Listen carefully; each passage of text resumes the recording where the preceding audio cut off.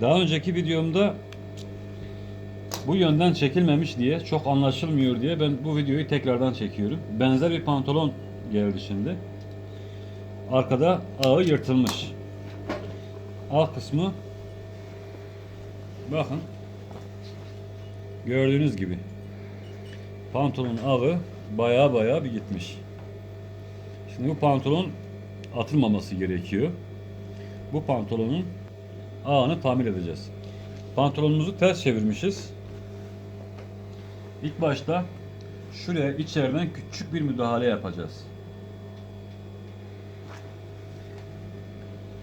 Bakın ayrıntılı şekilde gösteriyorum. Şu dikişe dokunmuyorsunuz. Dikişin hemen kenarından.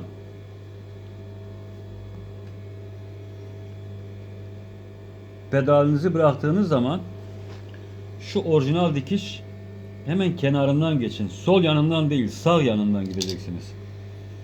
Şunu hafif bir şekilde yedireceğiz. İlk başta yapmamız gereken bu. Çevirdiğimiz zaman çok az da olsa o dikiş görünsün.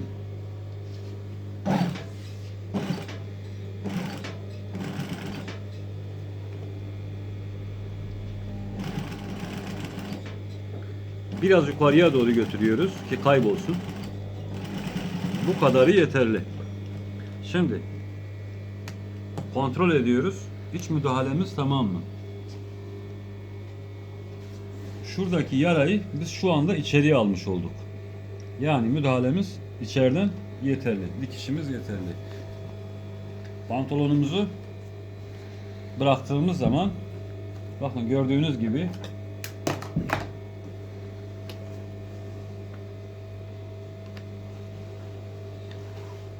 İnşallah bu videoda net gözükür. Bakın şu dikiş gözüküyor.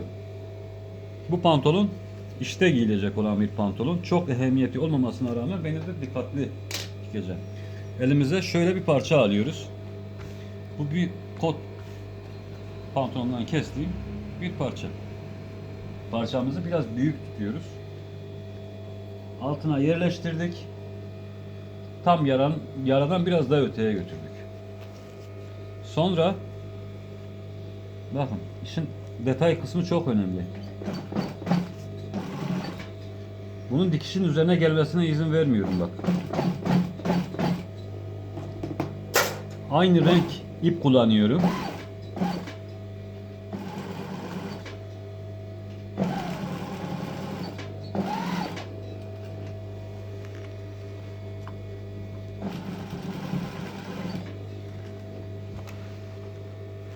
Yaramız kayboldu.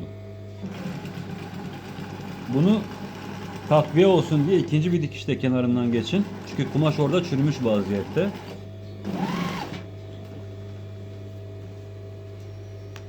Bu pantolon giyildiği zaman aşağıda kalıyor. Aşağıda kaldığı için de kesinlikle gözükmüyor.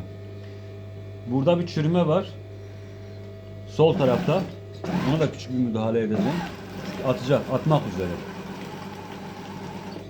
Atmamın iki sebebi var. Hem orası çürümüş hem de iki yön aynı gözüksün diye. İpliklerimizi alıyoruz. Şimdi pantolonumuzu çeviriyoruz.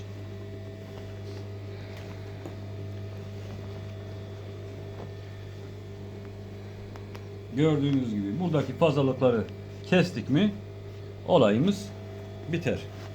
Şimdi video uzamasın diye de ben kesmiyorum. Hemen sonucu görün diye. Bakın pantolonun arkası az önce çok kötü durumdaydı. Şu anda şu durumda. Yani bu pantolon şu anda giyilebilecek kıvamda. Videomuz bitti.